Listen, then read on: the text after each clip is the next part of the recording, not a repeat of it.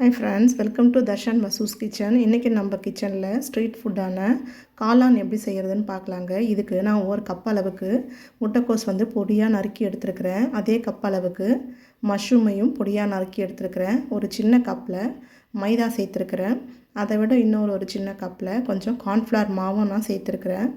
இப்போது இதுக்கு தேவையான அளவுக்கு நம்ம காரத்துக்காக வெறும் மிளகாத்தூளை நம்ம சேர்த்துக்குவோம். இது கூட கொஞ்சம் உப்பை சேர்த்து இதிலே கொஞ்சம் ஈரப்பதம் இருக்குங்க. ஃபஸ்ட்டு அந்த மாதிரி நம்ம பிசைஞ்சு பார்க்கணும். ஈரம் இல்லைனாக்கா லைட்டாக நம்ம தண்ணியை தெளித்து இந்த மாதிரி பதத்துக்கு நம்ம பிசைஞ்சு எடுத்துக்கலாம். இப்போ நம்ம இதை எண்ணெயில் பொரித்து எடுத்துக்குவோம். வாங்க நம்ம எண்ணெயில் பொரிக்கலாம். எண்ணெய் காஞ்சிடுச்சு. இப்போ கொஞ்சம் கொஞ்சமாக எடுத்து நம்ம இதில் போட்டு பொரிச்சிக்கணும். இது கொஞ்சம் தட்டையாக போட்டோம்னாக்கா அதை கொஞ்சம் வேகிறதுக்கு நல்லாயிருக்கும். உருண்டையாக போட்டோம்னாக்கா உள்ள மாவும் இருக்கும், சரியாக வெந்து வராது. இந்த வடை டைப்பில் கூட நம்ம போட்டு எடுத்துக்கலாம்.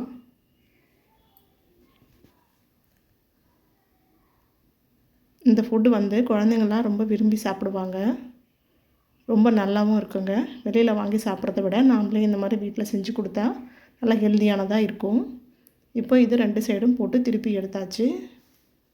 இது நல்லா பொரிஞ்சு வந்துருச்சுங்க. இதை நம்ம வேறு பிளேட்டுக்கு மாற்றிக்குவோம்.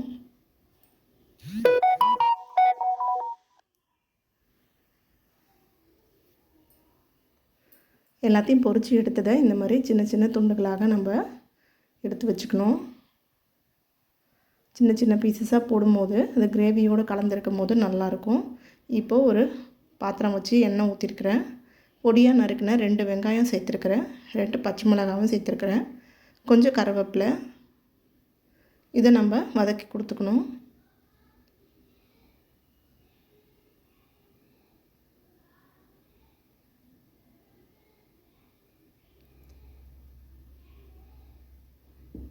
இப்போது இஞ்சி பூண்டு பேஸ்ட்டு சேர்த்துருக்குறேன். இஞ்சி பூண்டு பேஸ்ட்டும் இந்த வெங்காயத்தோடு நான் பேஸ்ட்டாக 2 தக்காளி எடுத்து அரைச்சி வச்சுருக்குறேங்க. இதை நான் சேர்த்து இதுக்கு தேவையான அளவுக்கு உப்பும், காரத்துக்கு கொஞ்சம் தனி மிளகாய் தூள், கொஞ்சம் கரம் மசாலா சேர்த்துருக்குறேன். இது கூட 1 ஸ்பூன் அளவுக்கு நான் சாஸ் சேர்த்துருக்குறேங்க, டொமேட்டோ சாஸ்.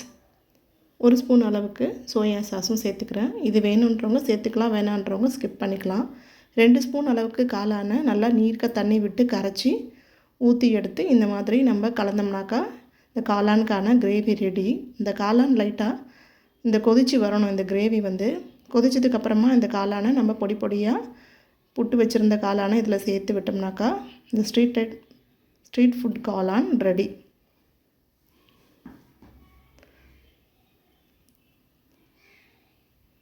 இந்த காளான் ரொம்ப சுவையாக இருக்கும்.